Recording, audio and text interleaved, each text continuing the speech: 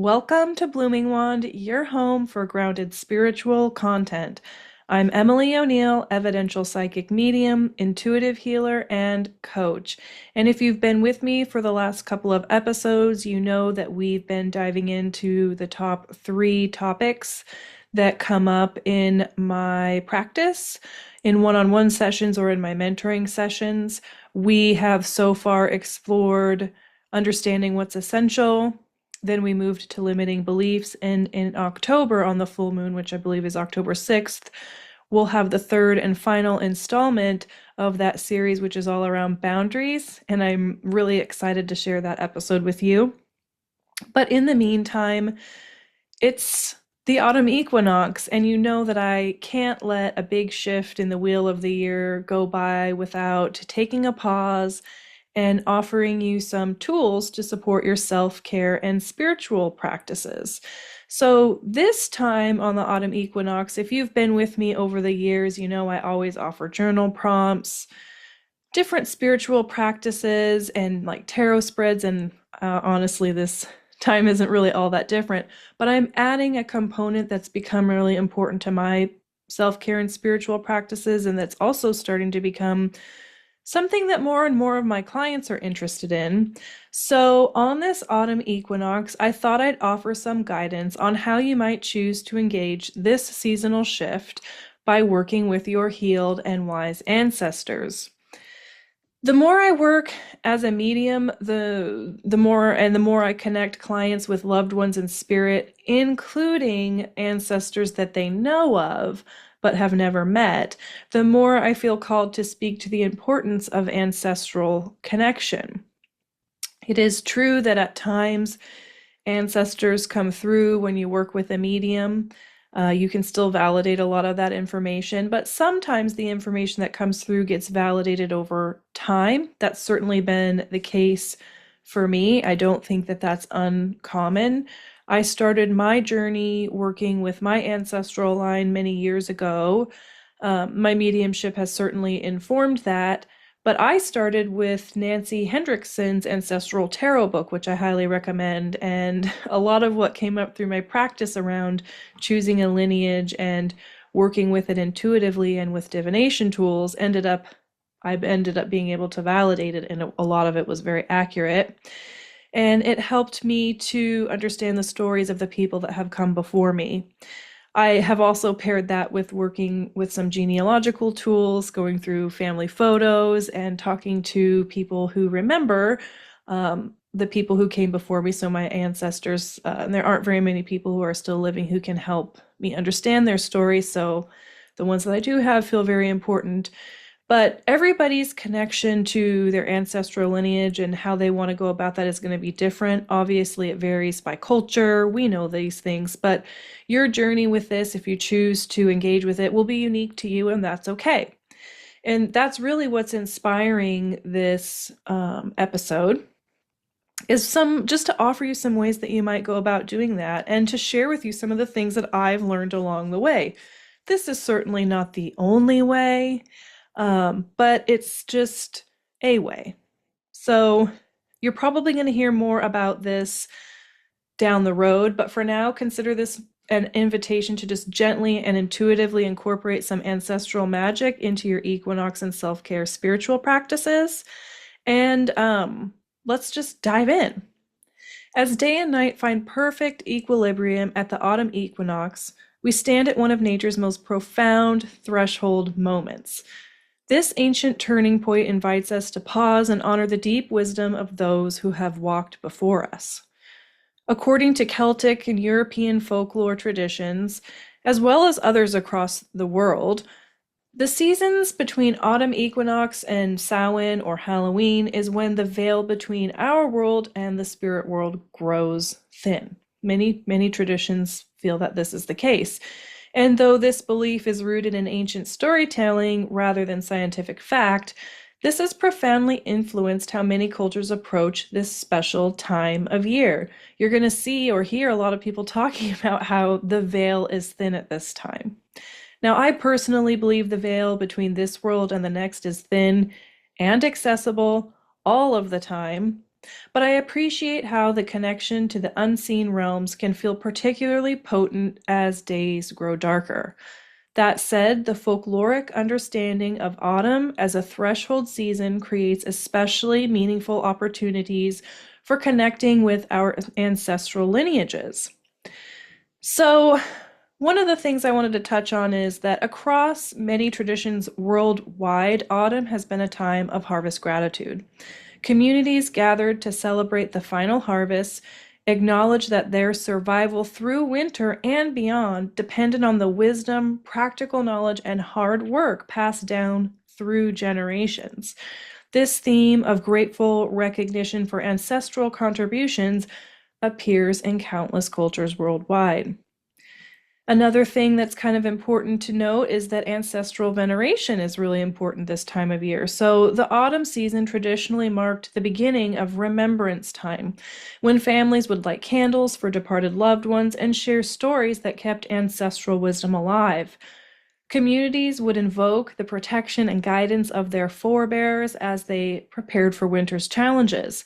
This honoring of those who came before transcends any single cultural tradition.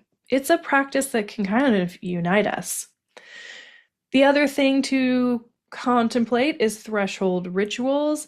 Many peoples recognized this as a time when communication with the spirit world became more accessible. They would leave offerings and create sacred spaces for ancestral communion, understanding that the thinning veil between worlds offered special opportunities for connection. This recognition of autumn as a threshold time appears again across cultures globally.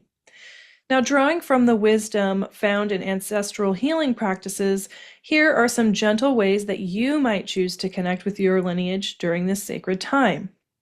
Begin by establishing a simple ancestral altar or shrine. Include photographs of known ancestors, items representing your cultural heritage, and symbols from the autumn harvest such as apples, grains, nuts, or colorful leaves.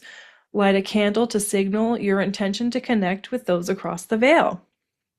Spend time in quiet reflection, acknowledging the gifts of your ancestors and the gifts that they gave you, not just your genetic inheritance, but the skills, the values, the resilience, and the wisdom that you carry within yourself because of them. Consider writing a letter of gratitude to an ancestral line, for example, your mother's mother's line, your mother's father's line, your father's father's line, or your father's mother's line, expressing appreciation for their sacrifices and celebrations that enabled your existence. So, not just the sacrifices, but the celebrations. In stillness and meditation, invite your healed and wise ancestors to share their presence with you. This is one of my favorite things. Trust whatever arises, perhaps a sense of warmth, a memory, surfacing unexpectedly, or simply feeling like you're being held by something larger than yourself. This isn't about dramatic visions, but rather subtle, loving communication. Following ancient customs, consider making simple offerings of food, drink, or flowers. This practice acknowledges the ongoing relationship between the living and your ancestors, creating a bridge of reciprocity and honor. I'm sorry, my mind was drifting when I was talking about that, because one of the things that dawned on me is I don't know who all is listening. I know many of you, but some of you are new here. But it might seem obvious to some people, these ancestral practices. But from my personal experience, this was not something that I was raised with. It was not something that I was connected with. And frankly, didn't see the value of. I honestly didn't think it mattered. And then, of course, as I got older and as I developed my spiritual skills and abilities and my spiritual toolkit, so to speak, and began working as a medium, I realized this does matter and that I do want to have a practice around honoring those that came before. And I always quote Linda Hogan, who says, "We are the result of the love of thousands," or "You are the result of the love of thousands." Because when you really step back and think about how many people lived and died so that you could be here, it's a lot of people. And wherever they are now is wherever we're going to go when we pass. And they do have wisdom and knowledge that they can still bestow upon us, even though they're not physically here. And it's through these practices that we connect with that. And they're often very simple practices. And I don't think that simple means easy. That's another phrase that I say a lot. But if we're willing to slow down and pay attention and make the time, these practices can become very fulfilling and become very rewarding. And again, it's not often a practice that involves a lot of instant gratification. But at this point, I'm not interested in instant gratification anymore. I'm interested in trust and connection and communion and I'm fine if it evolves over time. In fact, I've had many rewarding experiences that have been slow paced, and they have been the deepest, most authentic ones. But trust however your journey goes. I just thought maybe I'd pause and share a little bit about mine. Now, I've gone over some things that you can do to connect with your ancestral lines that are kind of simple, easy ways to start. Maybe nice trailheads for you, so places to begin. But I also want to say that if you're adopted or you don't know anything about your lineages, you can still do this practice. Simply visualize and call into your heart all the people who came before you so you could be here, whether you knew them or not. And if you wish to honor the folks who've loved and supported you in your life that you know of, call them into the practice as well, because love is a wonderful portal to ancestral connection. And a lot of people, for a lot of reasons, don't know anything about their ancestors. And that doesn't mean that we cannot engage in this practice. The other thing I want to say is if there are ancestors or deceased persons with whom you do not wish to connect, simply don't. Boundaries are essential when working with ancestral lineages, and many of us have family members and ancestors who caused harm or made choices that created lasting wounds. And this is precisely why I recommend working specifically with your healed and wise ancestors rather than reaching out to known ancestors indiscriminately. And a lot of my ancestral lineage work has been around people that I have never met, that are from long ago, and don't know anything about. I have had some rewarding experiences with ancestors who were closer to me in my lineage, but also because of the way they passed, nobody really knew them or knew about them. And I think that's why they came forward in my practice, was to bridge that, to build that relationship back up. And it's been a really miraculous journey of healing for me and even my certain people in my family. So I'm using this term healed and wise, which is coming from Daniel Foer's framework, and he wrote the book Ancestral Medicine, and he does tons of courses and classes around this. I have taken some of those. So I just want to note and cite that. Now, drawing from Daniel's framework in ancestral medicine, the distinction around who we work with or setting boundaries with in terms of maybe there's ancestors we just don't feel comfortable working with is crucial for our spiritual and emotional safety. It's okay to set that boundary.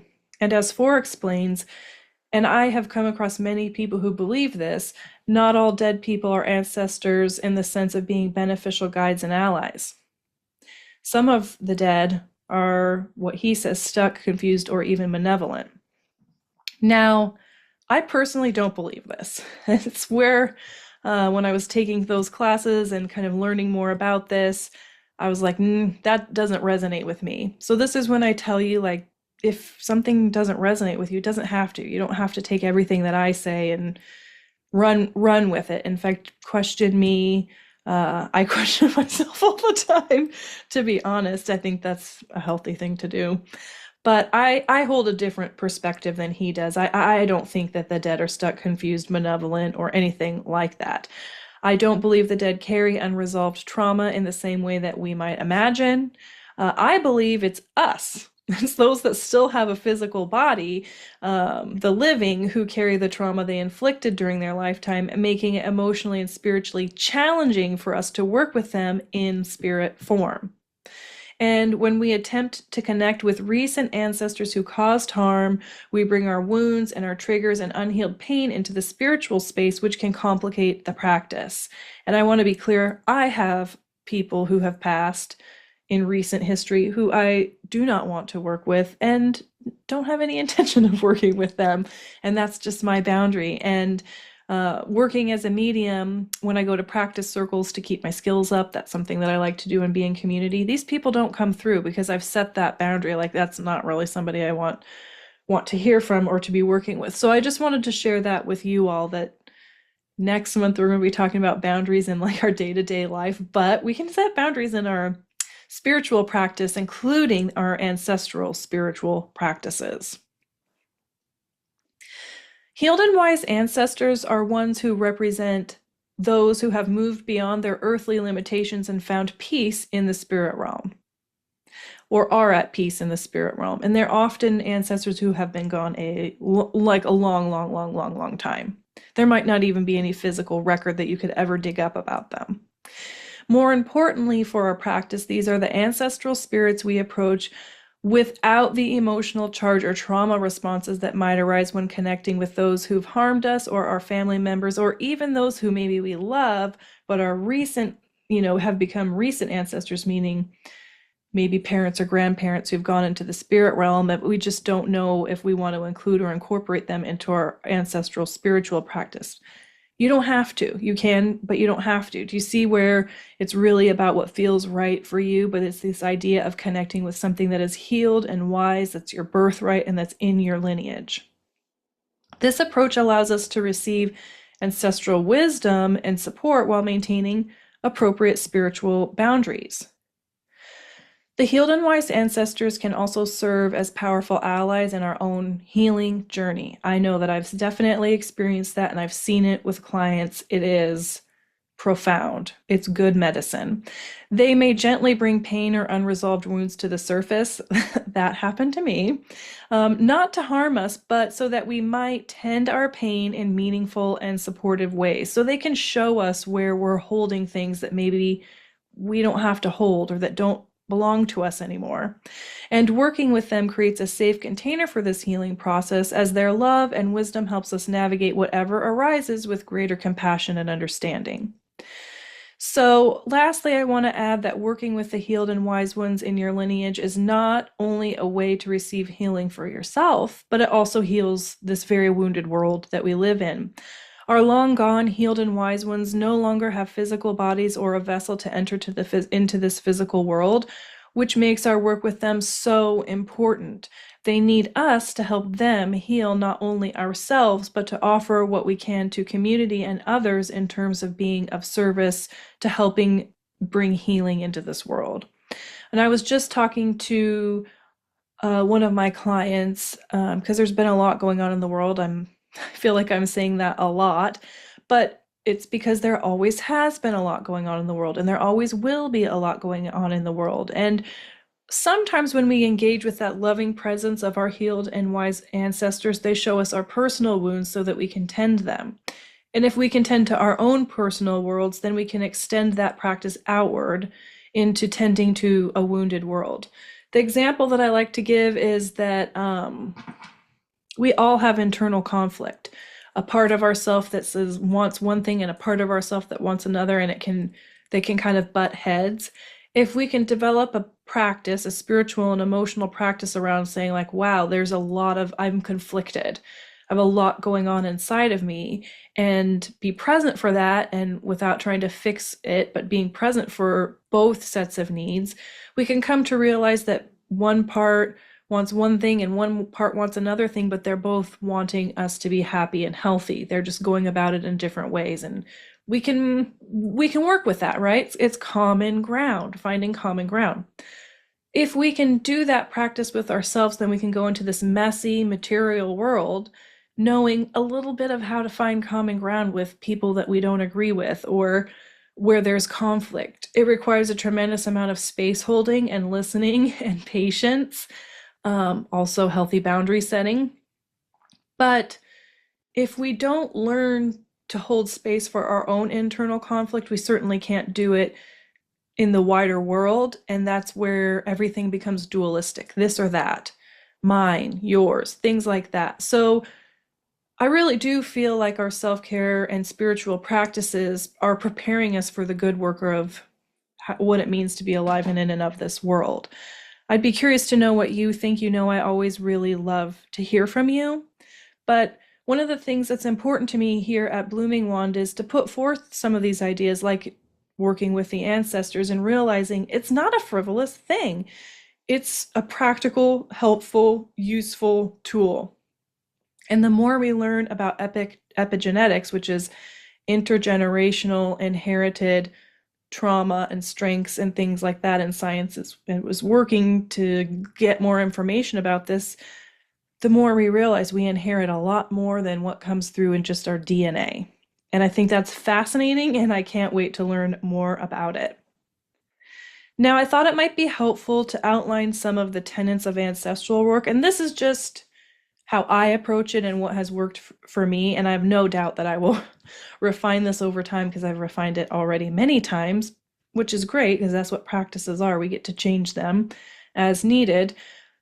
But here are some tenets of ancestral work based off of years of connecting clients with their loved ones in spirit, and working within the ancestral healing framework.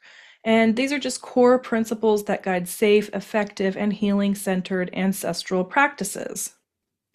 The first one is the tenet of conscious boundaries, which we've already kind of talked about. The ancestors themselves are not unhealed. It is we, the living, who carry the wounds, trauma, and unresolved pain from what they have inflicted during their lifetime. When we try to connect with those who've harmed us, we bring our triggers and unhealed pain into the spiritual space, which can complicate our practice. So, setting boundaries with certain deceased family members protects our healing practice and allows us to receive guidance without reactivating our trauma. This is spiritual wisdom, not avoidance or bypassing, especially when we remain committed to our personal healing work. And like I said, I have people in spirit I choose not to work with because that wouldn't be safe for me. And I can tell you, almost every one of my clients is like, "Oh, I don't want so-and-so around in this work." And I'm always like, they don't have to be participants in this. We don't have to bring them into this. And that's really common. It's really common. And I did a little bit of research on that, just looking at cultural traditions around the world and their ancestral practices. And this is very common that you do not have to work with all ancestors if it doesn't feel right for you. I really didn't make that up. It's a common thing across cultures. And many cultures, like what Daniel Force says, which is why I think he put this in this book, will actually tell you that some of them are malevolent and some of them are not good and some of them are, quote, bad. I do not personally believe that. Like I said, I believe we carry that trauma in our body, and if we do our personal work, we can tend to it through the lens of the self. I've done enough readings. I don't feel like the people in the spirit world are suffering at all. We can't prove that. It's just a belief that I have based off of my experience. And I know that when clients have people in spirit and they're not meant to come through for them because it wouldn't be good for the client, they don't. They don't come through because spirit is intelligent. And I think that that's just something that I wanted to share. The other thing is the tenet of emotional safety. So this is the second tenet.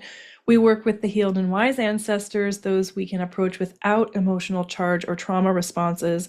And this isn't about the ancestors needing healing. It's about creating emotional and spiritual safety as we do this sacred work.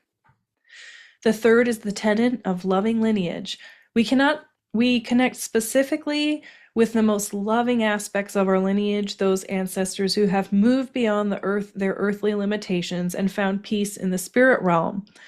These ancestors can offer pure support without triggering our unresolved wounds. The fourth tenet is the tenet of supported healing. Healed and wise ancestors create a safe container for our healing process, and they may gently bring our pain to the surface, not to harm, but so we can tend to our wounds in meaningful and supportive ways, guided by their love and wisdom. It's intended to bring about support around our pain, because we all are going to have pain and sorrow and suffering. And when we do begin to feel supported by those in the unseen realm, or the wisdom and the love and the strength of our ancestral lineage, we feel safe. And sometimes when we feel safe, we feel like we can express our pain or our sorrow. And I think it's important that we have spaces to process that stuff, to have that physiological like release through crying, through anger, through talking, through writing, to bring it up and bring it out, almost like a purge. I know that that's not the most attractive way of thinking about it, but I know that when this happened to me, it did feel like a purge, and I felt lighter, and I was like, wow, I'm not carrying something that I don't need to carry anymore. And it was really profound, and it opened me up to some new things. One of those being joy and happiness and authentic connection. The fifth tenet is the tenet of reciprocal purpose. Our ancestors need us as much as we need them. They no longer have physical bodies or vessels to enter the physical world, making our collaboration essential. We become their hands, their voices, and the healing presence in this realm. Isn't that awesome that their healing can pass through us and into this world? The tenet of world healing. That's the sixth tenet. Working with healed and wise ancestors serves not only our personal healing, but also helps heal this wounded world. Through us, our ancestors can offer their gifts to our communities, ourselves, and others, extending their healing beyond our individual lives. The seventh and final tenet is the tenet of transformative legacy. We work to transform inherited patterns of trauma and survival strategies that no longer serve, while preserving cycles of love and wisdom. We choose healing not just for ourselves, but all who came before and all who will come after. So in a way, at least for me, working with my lineage has become sacred work. And I have had to tend to some things in my lineage that needed healing, and in doing so, it's brought understanding to me and informed how I want to move through this world and how I want to behave and how certain things I don't want to participate in anymore because I can see the harm that they're doing, and where I do want to participate because I can see that there's good work to be done in said area. Big stuff, right? So these tenets recognize that our ancestors have found peace beyond the veil, while we still carry the work of healing what was wounded in the living world. Through conscious partnership with our healed and wise lineage, we become agents of healing for ourselves, our communities, and for future generations. Ancestral tending and healing. So this is a big one that I felt really I need to bring to this conversation. Sometimes our lineages carry wounds along with wisdom. So take time to consider patterns of trauma, unhealed grief, or survival strategies that no longer serve you. This season offers a gentle opportunity to tend these ancestral wounds with love and compassion.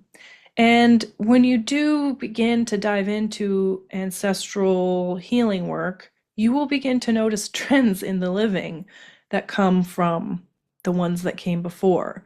And it could be people pleasing. It could be being controlling.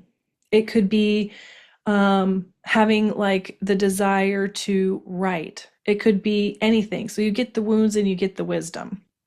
So when we're feeling into patterns that might be trauma, we want to sit quietly and recall a family pattern that you'd like to transform. I can think of like a couple in my family that I've been working with. And here's some examples. Perhaps anxiety, addiction, difficulty with boundaries, patterns around money, love, or self-worth. And rather than focusing on blame or judgment, approach this with the understanding that these patterns often began as survival strategies or responses to difficult circumstances. I'll give you an example, and then we'll go into like how you can work with this, these trends that you're seeing. I had people alive during the Depression, so one of the things that I've seen is things around food scarcity and being worried that there won't be enough food or water or money or resources. And so it's like full pantries or not wanting to throw things out past the expiration date because maybe you're going to need it. It's that scarcity, like I'm going to go hungry kind of a feeling. So that's one of the things that I've observed in my lineage, and I've seen it in the people that are living today. I've seen it in myself. And so I've done some tending work around that, which just involves being present, number one, and asking, why is that? That's interesting. And what part of me, what that part of me that's sensing into the scarcity, what does it need and what's it trying to protect me from? And what would that look like if it were to do something different or try another way of protecting me instead of making me feel like I have to bulk up on canned goods or something. So, what you can do to feel into this, like put this to practice, is sit quietly and recall a family pattern you'd like to transform. Perhaps anxiety, addiction, the ones that we've mentioned, and visualize yourself surrounded by the loving presence of your healed and wise ancestors, those who have found peace and wisdom beyond the veil. You probably don't know these people, by the way. A lot of times you just have to feel and sense, I can connect to this loving presence that's my birthright and that my healed and wise ancestors. And you speak to them through writing, but I often just sort of in my mind's eye say things. And you can say something like, I see this fill in the blank pattern in my lineage. I understand it served a purpose and I honor the strength it took to survive. Now I choose healing, not just for myself, but for all of us in the line, dead and alive, including those who came before and those who will come after. I choose healing. Imagine a golden light flowing through your ancestral line, both forward and backward through time. We know time isn't linear, right?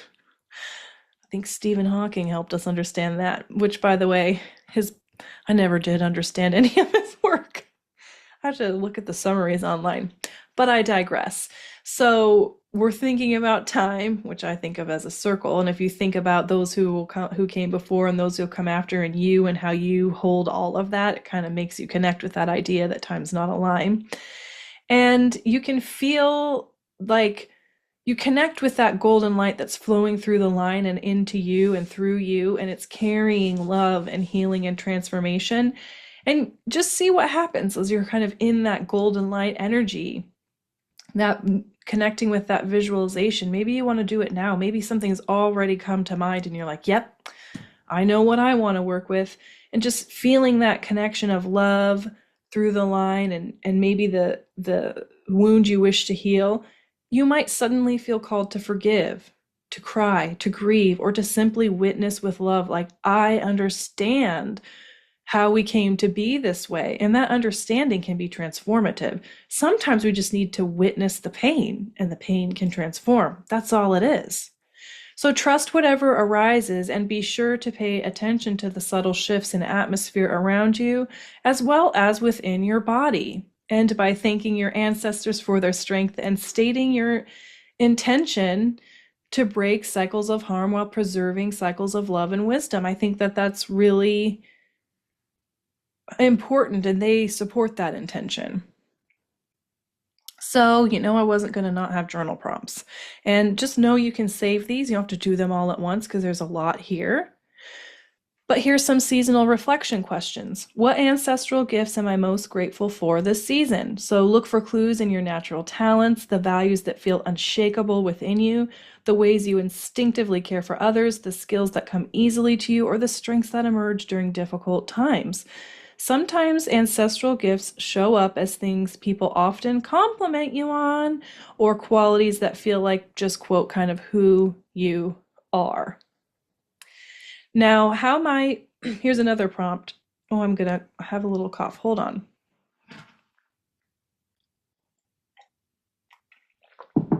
Now I record these live. I don't do a ton of editing on them. I don't know, because I want it to be more conversational and feel like we're in a room together. So here's your second prompt. How might my ancestors want to support me through the coming months? Sit quietly and ask this question directly, then notice what arises. It might be a feeling of strength, a memory of resilience, a sense of being held. That's one that I get a lot. Or practical guidance about moving forward. Trust your first impressions. And here's some questions that I just like to work with in my practice. And these are not like one and done things. You return to them often. So here's some questions around wisdom and guidance. If I could ask my wise ancestors one question, what would it be? That's a fun one. What guidance feels like it's trying to reach through my lineage? Oh man, like I could journal on this one for myself forever. And let me tell you, that guidance has come through persistently and consistently in subtle ways. And it was so simple that in my personal life, I just ignored it for the longest time. And then it dawned on me like, Emily, like one of the messages I've received from them is you're going to have to do things your own way. Like you're going to see other people doing things. Maybe it's popular or whatever, but your way is your way. And it's probably going to be a bit of a lonely path, but that's okay. You'll connect with the right people at the right time in the right ways and keep doing it your way and all will be well. And I thought, I've even had people say that to me. So when people will compliment you on certain things and you maybe don't see it in yourself, it could be some of your ancestral strengths coming through. So that's one of the ones that has reached through me. I'll never forget. I was in high school and this was the first time it dawned on me. Maybe I moved through the world in a different way. I had my AP English professor, teacher, who I love dearly. I keep his obituary on the wall. He just really got me to read some good books and to like contemplate life and all the things. We read a lot of Emerson, Ralph Waldo Emerson. Anyway, I remember writing things and being a prolific writer and just pouring my ideas onto the page and loving it and getting through the books and just like enjoying it. And I remember he would read what I would write and he just said over his glasses looking at me, he's like, Emily, you really march to the beat of your own drummer. You do your own thing. And I thought I'd never seen myself in that way before. And at the time, I don't know that I did. But as I've gotten older, more and more people have said that to me, and I'm like, oh, maybe I do march to the beat of my own drummer, and maybe that's part of my ancestral inheritance. Maybe they had to do that too. And that gives me a sense of validation and strength. And we all need that, right? Who doesn't want that? So, cultural connection, kind of moving on now to some other questions. What traditions or practices from my heritage call to me? This is another interesting one because my sister and I have been called to things that were really Scandinavian. And we're like, we don't have any ancestors from that area of the world. Like, what the heck? Like, what's that about? Well, it turns out we do. We have a lot of Swedish and Danish heritage, and that just tickles me, like certain making of certain breads and certain things. And we were like, oh my gosh, maybe that was our ancestors calling to us through the veil, like drawing us into certain things that um, my ancestor did have knowledge of. So that was one of the things that has tickled me the most is as I had also had a piano teacher who was Swedish and would share Swedish songs, Swedish food, Swedish traditions, and also Swedish like decorative patterns. I'm thinking of the Dala horses.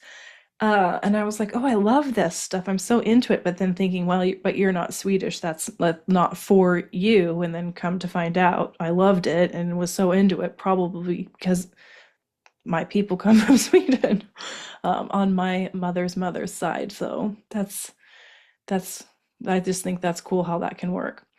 How can I explore my cultural roots with curiosity and respect, right? So tread lightly, and meaning we don't want to appropriate or do things like that. But I do think if you're moving through this intuitively and you're finding yourself drawn to certain things, it's okay to explore those things. If it's new to you, just be respectful about it. Those of us that are colonizers, especially I can speak to this mainly from the American perspective. When my people came here, they did not carry forward any of their traditions. So I'm essentially been cut off from some of my ancestral traditional practices. And I do feel the loss of that. And through ancestral healing work, like what we're talking about today, I've been able to reconnect with some of that stuff, and it has made me feel fulfilled.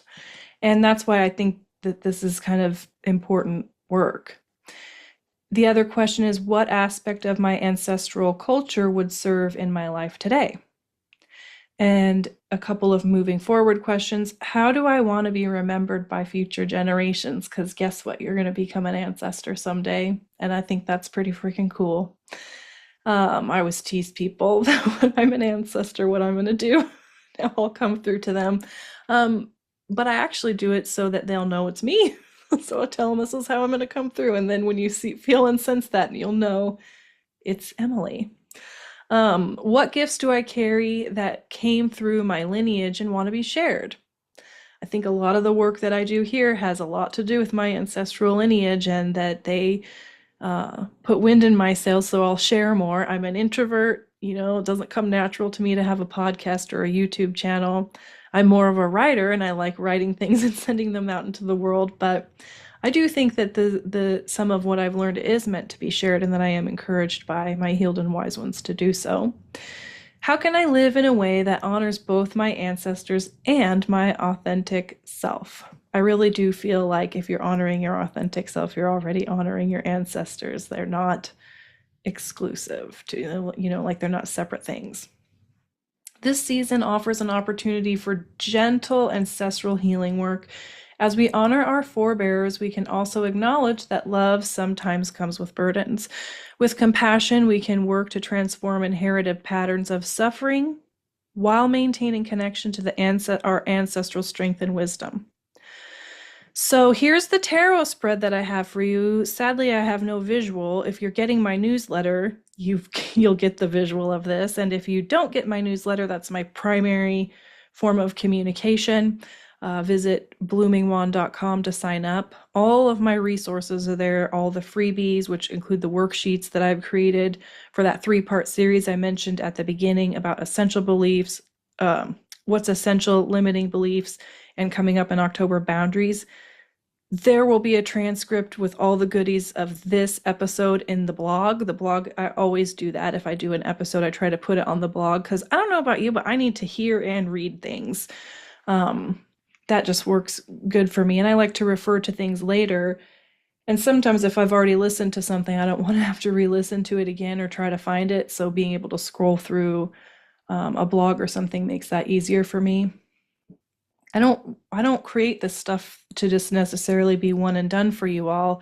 I know that you'll probably have to return or will have to return to it because there's often a lot of content in one episode. And plus they can be there for you when you're ready for them. And that's the other thing. So here's your autumn equinox ancestral tarot spread. And if you don't want to use tarot, just use them as journal prompts. But here's card 1, the threshold. What energy surrounds you at this equinox moment? Place this card at the center. Card 2, ancestral gift. What wisdom or strength does a healed and wise ancestor offer you now? So place this above the center. Card 3, ancestral healing. What ancestral pattern or wound is ready to be transformed through love? Place to the left. Card 4, your role. How can you honor your lineage while living authentically in the present? Place this to the right of the center card. Card 5, integration. How can you carry this ancestral wisdom forward into the darker months ahead? And place this below the center. Take time with each card, allowing intuitive impressions to arise. Trust whatever comes, feelings, images, memories, or just a simple knowing. Your ancestors communicate through your intuition. So again, you can find this spread at bloomingwand.com. Go to explore, click the blog, and it'll be right there for you to refer to when you're ready to pull your cards, if that's something that you do. So finally, moving forward with ancestral support. As we prepare for winter's introspective journey, we do not do so alone, but accompanied by generations of strength, love, and wisdom. Regardless of your cultural background, this autumn equinox reminds us that we are all part of an eternal web of connection that transcends time and space. I'll quickly add that taking care of you is tending to your ancestors because they live within you. They are you, you are them. Knowing that, I offer this tender invitation to lean into the 3-month journey we've been on, where we've been exploring the top 3 things that come up in client sessions, which was discovering what's essential, understanding limiting beliefs, and understanding boundaries. The boundaries one is going to come out in October. If you've missed the previous episodes, again, they're on the blog. You can obviously watch them on the YouTube or via the podcast, the Blooming Wand podcast. So all of that stuff is there for you, and it's free. There's a lot of content. There's even a worksheet, and I made those worksheets actually for myself. And I was like, dang, I love a worksheet, and they really do help you to put some of these ideas into practice. And it's all in support of you tending to you, knowing that that is also tending to your ancestors. So you have so many tools that you can dive into. These topics that I just mentioned, those 3 main themes that tend to come up in client sessions, tie in wonderfully with ancestral work. Engaging these specific newsletters and worksheets could be your way of honoring yourself and your ancestors. Maybe that's the path that you want to take, is by understanding yourself more, and that's your ancestral work. Great. Don't forget that October's theme is going to be all about boundaries. It's really my favorite thing because we've talked about boundaries in this episode, how we need to have spiritual boundaries with people who've passed. Maybe we don't want to work with them. Okay, great, set that boundary. But in reality, who really understands boundaries and how to set them? I didn't until like 3 years ago. So it's I feel like learning about boundaries, what they are, how to set them, how to work with them. Through doing that, I have done a lot to honor and heal many in my lineage, including myself, big time myself. And overall, just may this season bring you deep connection with your ancestral wisdom and the peace that comes from knowing that you are held by love that transcends time and the physical form. Take time this week to step outside at sunset, feel the shifting energy of the season, and whisper a quiet thank you to those who made your life possible. I leave you with this prayer. I wrote this prayer for my ancestors. I share it with you so that you can include it and incorporate it into your equinox practice. And I call this a prayer for the healed and wise ancestors. O ancient ones whose spirits now reside in the quiet depths of time, healed and wise, your souls are free from mortal bonds that still hold me. You've walked the earth and moved beyond the bittersweet test of life in physical form. Now and forever at peace, I feel your gentle guidance as I move through the seasons of my evolving life. Your love and wisdom kindles a hope within that has become my inner light. This light is my guide and my connection to you. Your strength and love enrich this earthly realm, filling my soul with light. I reach through the ages to clasp your hand. The bonfire of your love and wisdom illuminates my way, and I know that I am you and you are me. Today I honor your journey, your legacy within my heart, each beat an answer to the echo of your existence. My reply is tender. My reply is this: I will tend my light with love and hope until my time comes to join with you once again, and so it is. All right, friends, that's the end of this episode. I will see you in October with the episode on boundaries. I also have a special announcement. The Blooming Wand Elemental Wisdom Oracle deck is going to be coming into the world in October for purchase. I'll probably also do an unveiling so you guys can see what it looks like before it hits the market, which is essentially the Blooming Wand website. It's not like the market is us, and it's a small batch, eco-friendly, limited edition Oracle deck, so just keep that in mind. I can't wait to share it with you, but in the meantime, get those journals out, take good care of yourself, and I'll see you soon.